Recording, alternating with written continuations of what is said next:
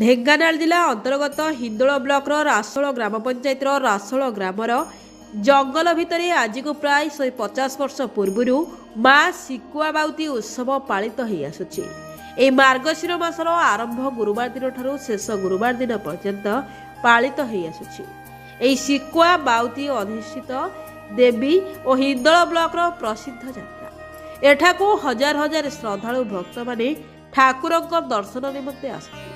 ଏହି ଶିକୁଆ ବାଉତି ମାର୍ଗଶିରର ଶେଷ ଗୁରୁବାର ଦିନ ଧୁମଧାମରେ ପାଳିତ ହୋଇଥାଏ। ଶେଷ ଗୁରୁବାର ଦିନ 11 ଘଣ୍ଟା ସମୟରେ 16 ଉପଚାର ପୂଜା କରାଯାଏ। ଏଠାକୁ ହଜାର ହଜାର ଭକ୍ତମାନେ ନିଜର ପିଲା ଧରି ମାଙ୍କ ପାଖରେ ବାଳ ପକାନ୍ତି। ମାଙ୍କ ପାଖରେ 7 ପୁଞ୍ଜି ଦିଆଯାଇଥାଏ।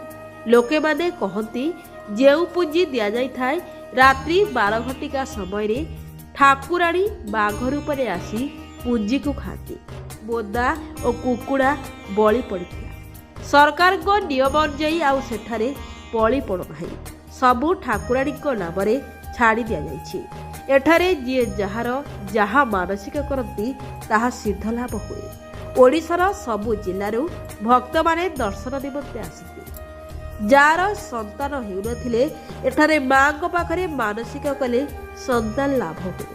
ମାଙ୍କର ଆଲମକୁ ଆଣି ରାସୋଳ ଗ୍ରାମ ପଞ୍ଚାୟତର ପ୍ରତ୍ୟେକ ଗ୍ରାମକୁ ବାଣ, ସିଂହବାଜା, ଲାଇଟ୍, ଗୌଡ଼ ନାଚ ଓ ଡିଜେ ତାଳେ ତାଳେ ନାଚକୁଦ କରି ଗ୍ରାମ ପରିଭ୍ରମଣ କରାଯାଏ। ଗ୍ରାମର ଅନିଲ କୁମାର ସର, ରାମନାରାୟଣ ସର, ବଳରାମ ସର, ରବିନାରାୟଣ ପତି, ବିଜୟ କୁମାର ପତି, ଗୋକୁଳାନନ୍ଦ ସର, ବିନୟ କୁମାର ପତି, ପ୍ରସନ୍ନ କୁମାର ସର ଓ ରାସୋଳ ସରପଞ୍ଚ ଦିବାକର ନାୟକଙ୍କ ତତ୍ତ୍ୱାବଧାନରେ ମା ଶିକୁଆ ବାଉତି ଉତ୍ସବ ପାଳିତ ହୋଇଥିଲା। ହିନ୍ଦୋଳରୁ ପ୍ରଭାସ କୁଣ୍ଡିଆଙ୍କ ରିପୋର୍ଟ, ଢେଙ୍କାନାଳ ନ୍ୟୁଜ୍।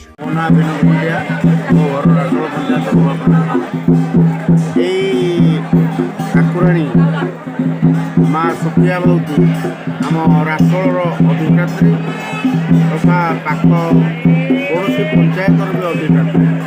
ଏହି ମା ଜଙ୍ଗଲରେ ଆଜକୁ ଦୀର୍ଘ ବର୍ଷ ଯେଉଁଟାକି ଆମର ପର୍ଯ୍ୟନ୍ତ ଆମେ ଜାଣିନାହୁଁ ଏ ମା ଏହି ଜଙ୍ଗଲ ଭିତରେ ବାସ କରିଛି। ଏ ମା ସମସ୍ତଙ୍କର ଦୁଃଖ ସୁଖ ଭଲ ମନ୍ଦରେ ଯାଇ ଛିଡ଼ା ହୋଇଛି। ରାତି ହେଲେ ମା ଘୋଡ଼ାରେ ବସି ବିଭିନ୍ନ ଗ୍ରାମକୁ ଯାଇ ବୁଲନ୍ତି ତଥା ମାର ଅଲୌକିକ ମହିମା ତା କଥା କହିଲେ ବି କିଛି ଅତୃପ୍ତି ହେବ ନାହିଁ। ଯେଉଁଟାକି ମାର ଆଶୀର୍ବାଦ ଯୋଗୁଁ ଆଜି ଏହି ଅଞ୍ଚଳବାସୀ ବଞ୍ଚୁଛନ୍ତି। ଏଠି ମାର ପ୍ରତ୍ୟକ୍ଷ କହିଲେ ମା ରାତିରେ ଯେଉଁ ପୂଜା ହୁଏ, ଦିନରେ ଯେଉଁ ପୂଜା ହୁଏ ସେ ପୂଜାର ଶେଷ ସମୟରେ ଆମର ଯିଏ ପୂଜକ ବା ଦେହୁରୀ ଅଛନ୍ତି ସେ ପୁଞ୍ଜି ଦେଇ ସମସ୍ତେ ନିଃଶବ୍ଦ ହୋଇଯାଆନ୍ତି।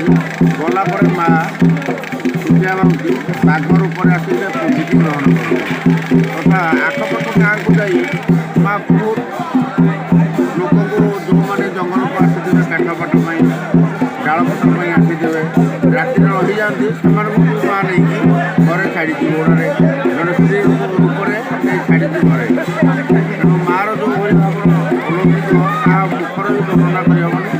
ତେଣୁ ପ୍ରଶାସନକୁ ଅନୁରୋଧ କରୁଛି ଏହି ମାଆଙ୍କ ସ୍ଥଳୀକୁ ରାସ୍ତାଟିଏ ନାହିଁ ଏବଂ ପାନୀୟ ଜଳ ପାଇଁ ନଳକୂପଟିଏ ନାହିଁ। ତେଣୁ ସରକାରଙ୍କ ତରଫରୁ ଯଦି ପାନୀୟ ଜଳର ସୁବିଧା ଏବଂ ରାସ୍ତାର ସୁବିଧାଟିଏ କରି ଦିଆ ହୁଅନ୍ତା, ଏଠି ମାଆଙ୍କର ଆହୁରି ଏ ଯାତ୍ରା ଜାକଜମକରେ ହୁଅନ୍ତା। এই যাত্রাটি কেবল মার্গশির মাস শেষ গুরুবার দিন। এই শেষ গুরুবারে বহুত ভক্ত আপনার দেখুছেন, বহুত ভক্তଙ୍କ সমাগমে মাଙ୍କର যাত্রাটি অনুষ্ঠিত ହେଉଛି। ତେଣୁ ମୁଁ ଏତିକି ନିବେଦନ କରୁଛି ସରକାରଙ୍କ ପାଖରେ ଏଠିକି ପାନୀୟ ଜଳ ବ୍ୟବସ୍ଥା ଏବଂ ରାସ୍ତାଟିଏ ହେଲେ ଅଞ୍ଚଳବାସୀ ବହୁତ ଉପକୃତ ହୁଅନ୍ତି। ଧନ୍ୟବାଦ।